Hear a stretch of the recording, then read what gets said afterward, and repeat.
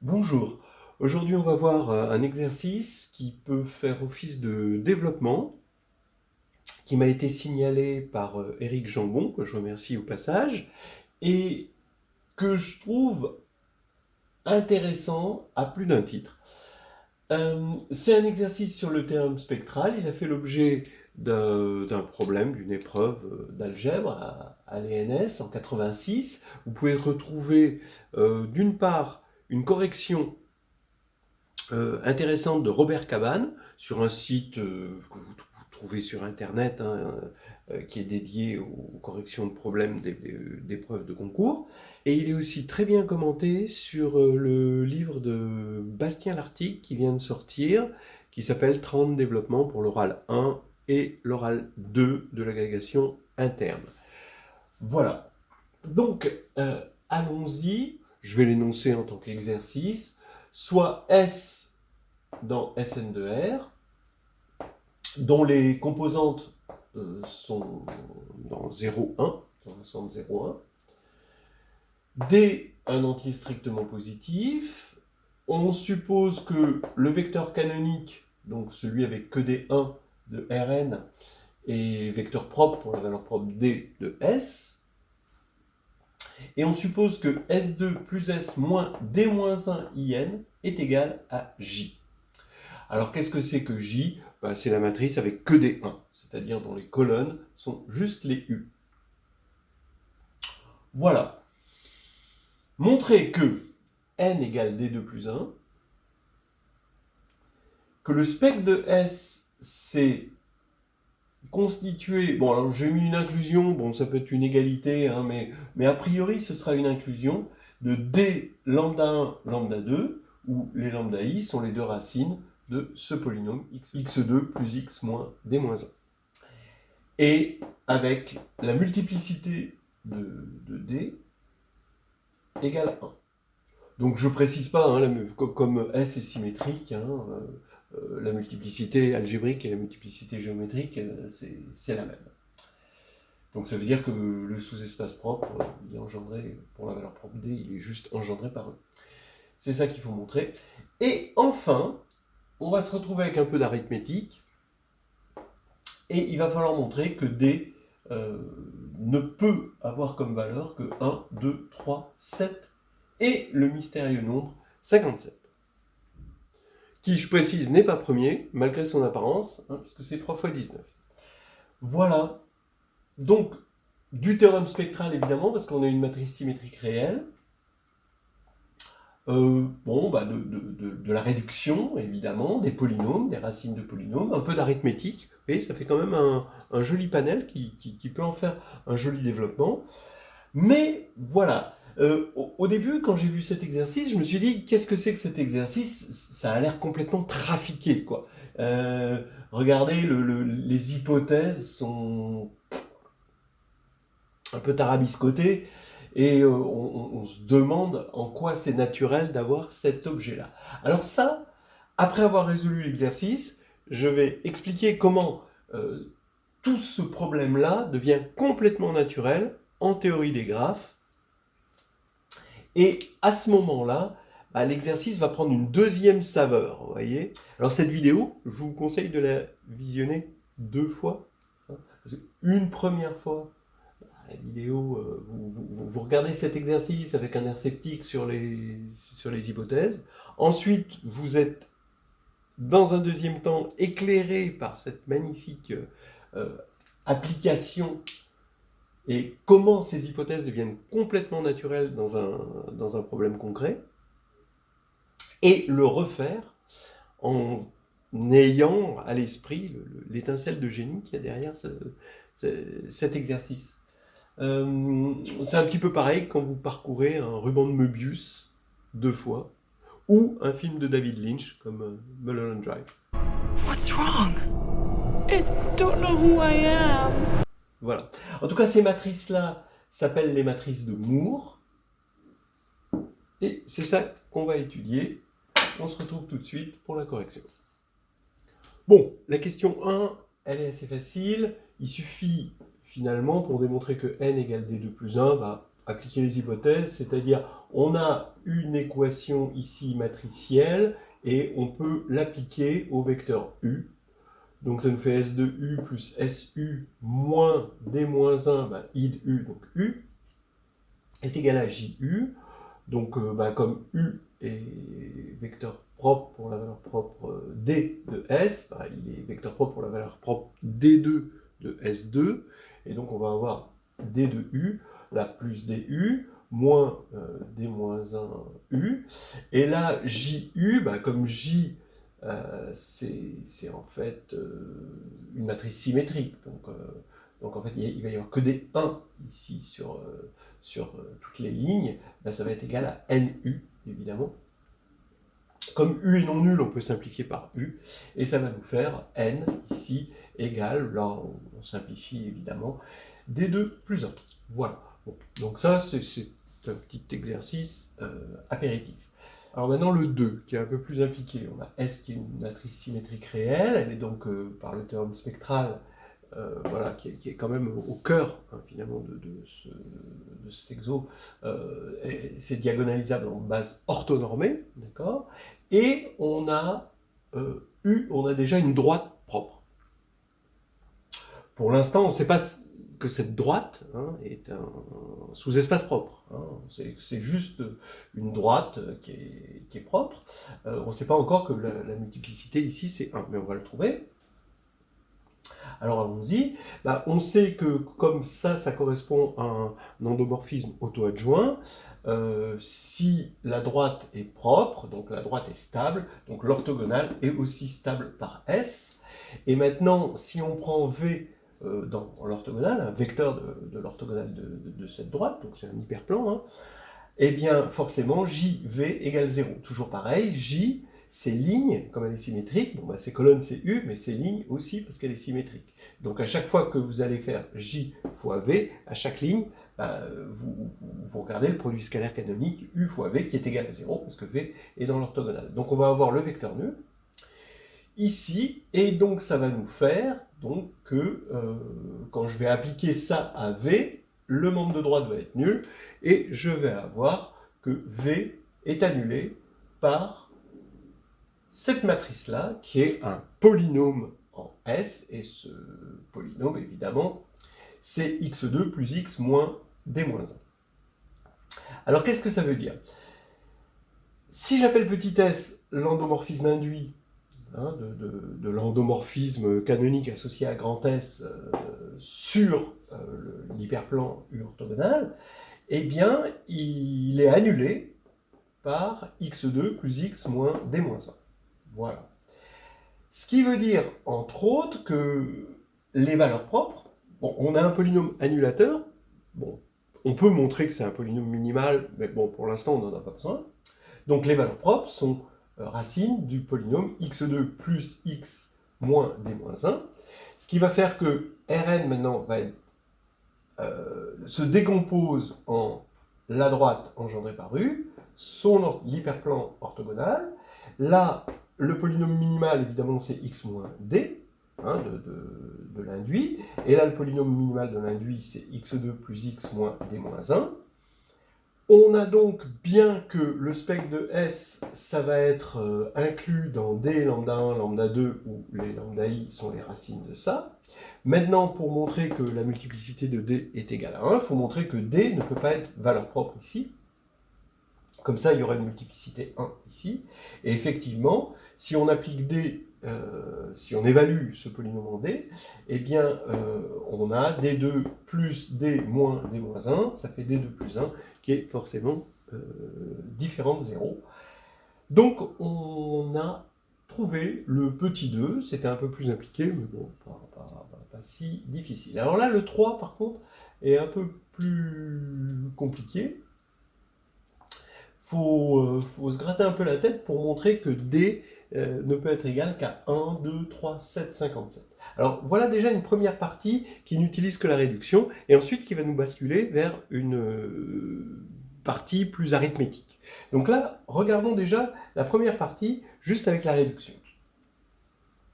Donc, je sais que S, par le théorème spectral, est diagonalisable. Donc, il va y avoir il va y avoir une décomposition de Rn en sous-espace propre, ici, hein, avec MI, les multiplicités de lambda I. Alors attention, comme je n'ai pas prouvé ici, même si c'est prouvable, que les lambda I sont forcément valeurs propres, la multiplicité ici peut être nulle. Donc c'est assez rare, hein, comme ça, dans la réduction, qu'on parle de multiplicité nulle. Mais c'est parce que les lambda I ne sont pas forcément des valeurs propres, on a juste une inclusion. Alors, regardons maintenant des traces.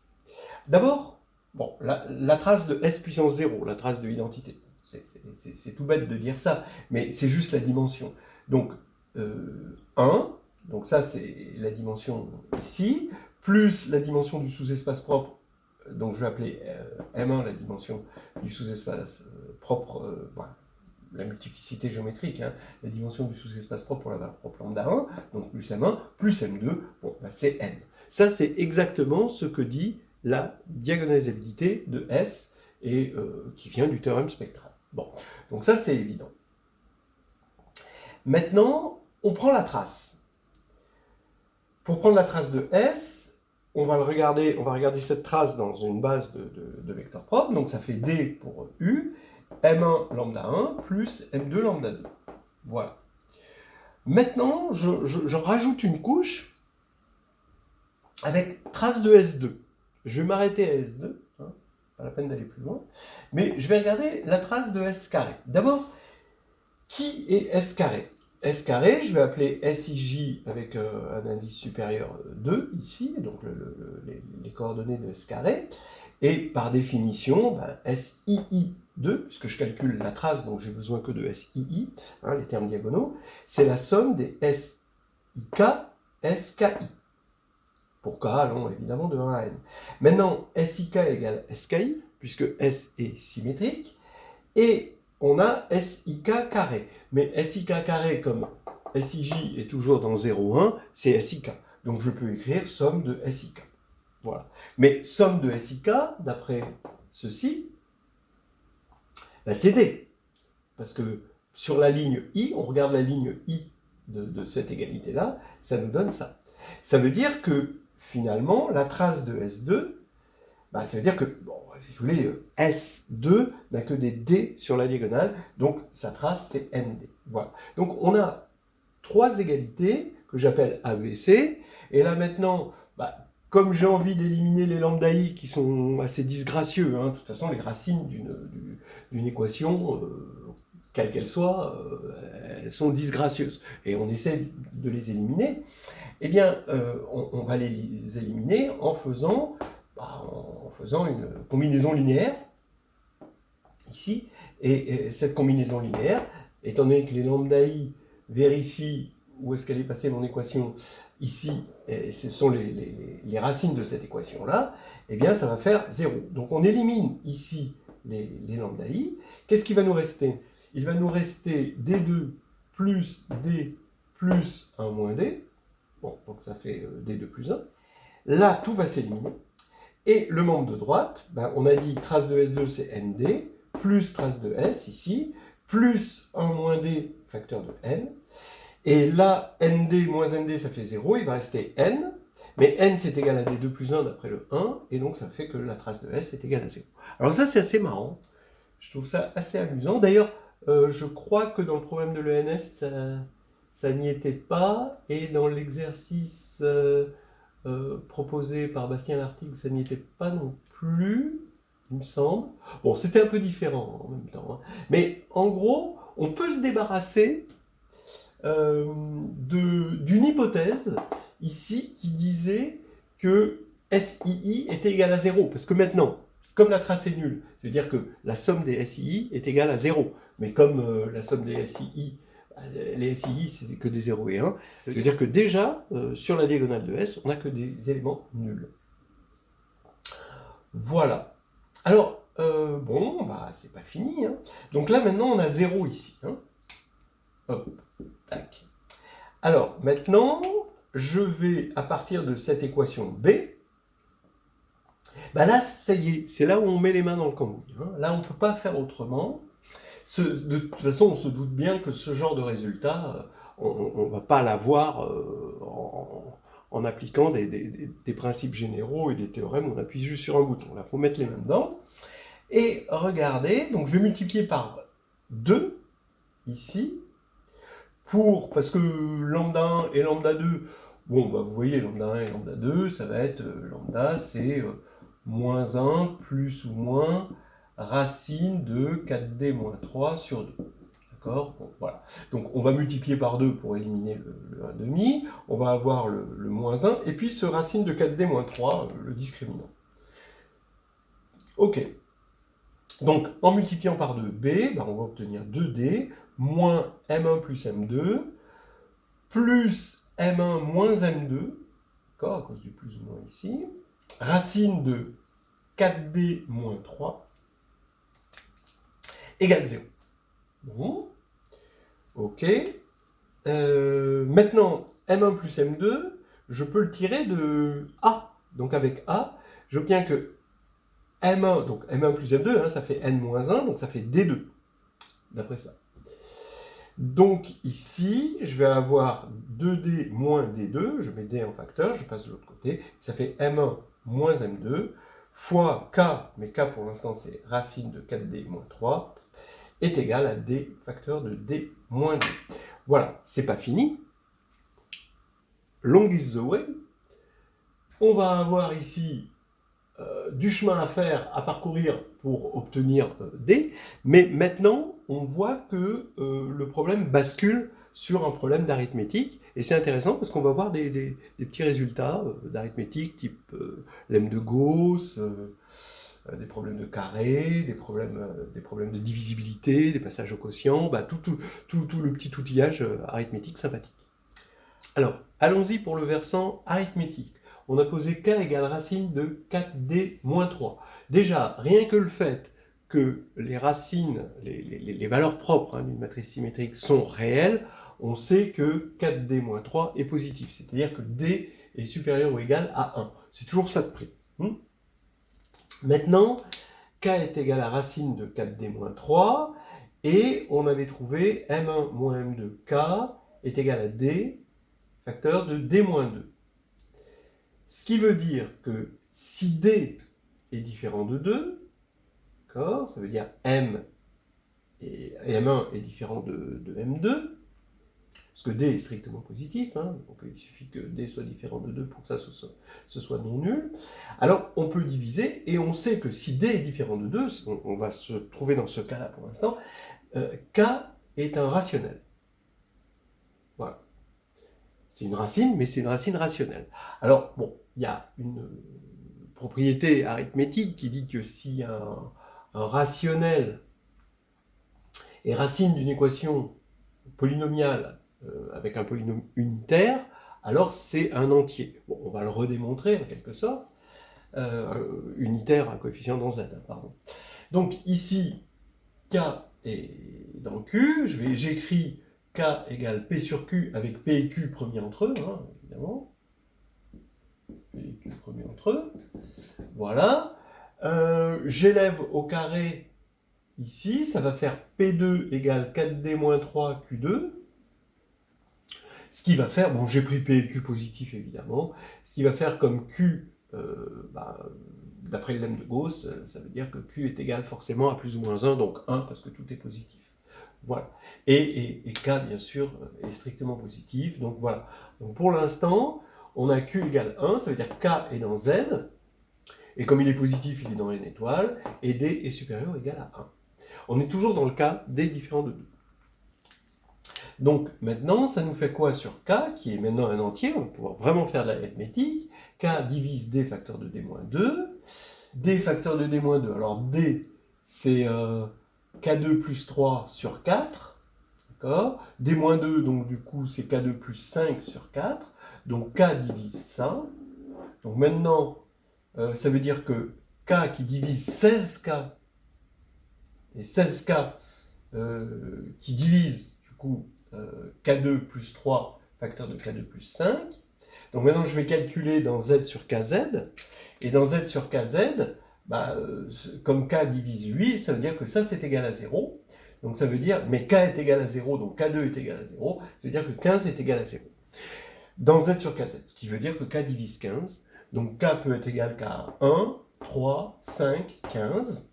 Bon, on fait le bilan. Pour K égale 1, on va avoir D égale 1. Pour K égale 3, on a D égale 3. Pour 5, 5 au carré, ça fait 25 plus 3, 28 divisé par 4, 7. Donc on a le 7. Et pour 15, vous vérifiez qu'on a 57. Et il ne faut pas oublier le 2, parce que on avait fait le cas à part, donc on a la possibilité d'avoir 2. Et effectivement, ça va marcher pour 2. Voilà, on a terminé l'exercice. Bon, le problème DNS, justement, partait ensuite sur des exemples. Hein, et on a terminé ici le développement. Hein, finalement, si on veut en faire un développement. Mais on peut continuer sur le problème DNS et on va le relier, et c'est là où c'est génial, à un théorème qui s'appelle le théorème de Hoffman-Singleton, où on voit le problème en situation. Et là, c'est vraiment quelque chose d'intéressant. Alors en situation, ça veut dire que c'est lié à la théorie des graphes. Effectivement, hein, ça veut dire que c'est 0 et 1. Ça veut dire quoi? Ça veut dire qu'à un graphe, un graphe où il n'y a que des branches simples, eh bien, on va mettre 0, donc les sommets, on va avoir n sommets, hein, donc c'est un graphe à n sommets, et on va faire une matrice, d'accord? Bon, par exemple, ici, la matrice, ça va être 0, 1, 1, 0, voilà, donc on a le sommet 1, le sommet 2, donc ici, entre 1 et 1, il n'y a pas d'arête, entre 1 et 2, il y a une arête, entre 2 et 1, il y a forcément une arête, donc c'est forcément une matrice symétrique avec que des 0 et des 1, parce qu'il n'y a qu'un seul chemin de longueur 1 entre deux sommets au maximum, ou 0. Voilà. Donc ça vous fait des graphes comme ça. Donc je vous laisse regarder la matrice qui correspondrait au graphe ici, avec que des 0 et des 1, avec 1, 2, 3, 4, 5 en cycle. En fait, quel est le problème? Le problème, c'est le suivant. On veut un graphe de degré D. Ça veut dire que chaque sommet, il part exactement des arêtes. Par exemple ici, de chaque sommet, il part exactement une arête. De chaque sommet, il part exactement 2 arêtes. Et là, de chaque sommet, il part exactement 3 arêtes. Donc c'est les 1, 2, 3 qu'on a ici. Donc D, c'est le degré du graphe.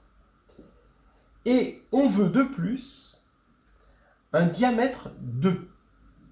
Alors, le diamètre du graphe doit être égal à 2. Ça veut dire que le max de la distance entre deux sommets doit être 2. Qu'est-ce que c'est la distance? C'est le chemin minimal parcouru entre deux sommets. Ici, entre ça et ça, la distance c'est 1. Entre ça et ça, la distance c'est 2. Entre ça et ça, attention, c'est pas 3, c'est 2, parce qu'on peut passer de ce côté-là. Donc, là, ici, on voit bien qu'on a un graphe de diamètre 2. Alors là, il faut l'effacer, celui-ci, parce qu'il ne correspond pas à ce qu'on veut. On a un diamètre 1, donc bon, on n'a pas un diamètre 2. Donc on l'élimine. Et ici, c'est le fameux graphe de Petersen, qui est un graphe de diamètre 2. Vous voyez que dès que vous avez, par exemple, ce point-là et ce point-là, ils sont distants de 1, là, distants de 1, mais vous avez ici ce point-là et ce point-là sont distants de 2, ce point-là et ce point-là sont distants de 2, etc., etc. Il y a une belle symétrie, graphe de Petersen, bon, c'est un graphe intéressant à plus d'un titre. Donc, maintenant, qu'est-ce qu'on veut en plus? Comment on va obtenir? Alors, déjà, ça, on le comprend. Parce que le fait que SU est égal à DU, ça dit exactement que chaque sommet est de degré D. Alors, vérifiez-le. Et le diamètre 2, comment ça va s'exprimer? Est-ce que ça va s'exprimer comme ça? Pas tout à fait. En fait, on veut optimiser le graphe, optimiser le nombre de sommets du graphe. À partir du moment où le diamètre est 2 et le degré du graphe est D, regardez, vous partez d'un sommet, S, et il va avoir combien de voisins? Il a des voisins. Ces voisins ont combien de voisins? À part lui-même, à part S lui-même. Donc des moins 1, puisque chaque voisin à D voisins, mais il faut enlever S, donc D moins 1. Donc ça, c'est l'ensemble des points donc, qui vont être au plus 2 de S. Ensuite, il va y avoir les points qui sont à 1 de S, donc c'est D, et il va y avoir S, c'est 1. Et maintenant, quand on veut que le diamètre soit 2, bah, on est en train de dire que ces points recouvrent l'ensemble des sommets. Donc, vouloir un diamètre 2, c'est vouloir que, déjà, c'est vouloir que n soit inférieur ou égal à ce nombre-là, qui est égal à D2 plus 1. Alors, il pourrait y avoir des éléments communs, c'est pour ça que c'est inférieur ou égal. Hein. Il pourrait y avoir des éléments communs entre les éléments qui sont à distance 2, ici, qu'on a compté comme étant à distance 2, et les éléments qui sont à distance 1. Mais, étant donné qu'on a voulu un max de sommets, eh bien, on veut mais là maintenant, on veut un max de sommets et on veut l'égalité. Et on se convainc, donc ça c'est bien fait dans le livre de Bastien Lartigue, hein, donc c'est bien expliqué. Ce max de sommets implique que forcément on va avoir donc l'égalité. Quand est-ce qu'on a le cas d'égalité? On n'est pas sûr d'avoir le cas d'égalité, on a une inégalité imposée, mais est-ce qu'on est sûr d'avoir le cas d'égalité? Eh bien, le truc, c'est que à partir du moment, si on a le cas d'égalité, alors il y a au maximum un chemin de longueur 2 entre deux éléments, ou un chemin de longueur 1. C'est-à-dire qu'il y a unicité du chemin. Hein. En gros, hein, vous avez S. On ne peut pas avoir deux chemins de longueur 2, par exemple, parce que si on avait deux chemins, ben, ça diminuerait le nombre de sommets par rapport à si on a quelque chose comme ça et comme ça. Voilà. Bien. Donc, ça fait que, quand je regarde S2 plus S, S2, bon, S, c'est la matrice, finalement, des chemins de longueur 1. Ça nous donne 1 ou 0, selon s'il existe entre I et J des chemins de longueur 1 ou pas. Bon. Et S2, ben, c'est les chemins de longueur 2. Faites-le, hein, regardez la définition de S au carré, et vous voyez que c'est le nombre de chemins de longueur 2 entre I et J, à chaque coordonnée IJ. Alors, qu'est-ce que c'est que S2 plus S? Eh bien, c'est le nombre de chemins de longueur 1 ou 2. Bon. Alors, sur la diagonale, ça veut dire quoi? Ben, ça veut dire quel est le nombre de chemins de longueur 1 ou 2 entre S et S. Et là, ben, ça va être D. Et si S est différent de S', ben, d'après ce qu'on a vu tout à l'heure, ben, ce que je vous demande d'admettre en gros, ben, il n'y a qu'une seule possibilité de chemin de longueur 1 ou 2, à cause de cette maximalité. Donc ça veut dire que S2 plus S, c'est égal à ce truc-là, cette matrice-là, qui est égale à D-1 IN plus J. Voilà, et ça explique ça. Alors pour la petite histoire, bon, pour D égale 2, on n'a que ce graphe-là. Pour D égale 3, on n'a que ce graphe-là. Pour D égale 7, on a un graphe que vous pouvez voir, quand vous tapez graphe de Moore, vous allez voir ce magnifique graphe, parce que pour D égale 7, ça fait que N est égal à 50. Donc vous avez une étoile magnifique à 50 sommets, une étoile avec une sous-étoile à l'intérieur. Donc là, c'est un graphe magnifique.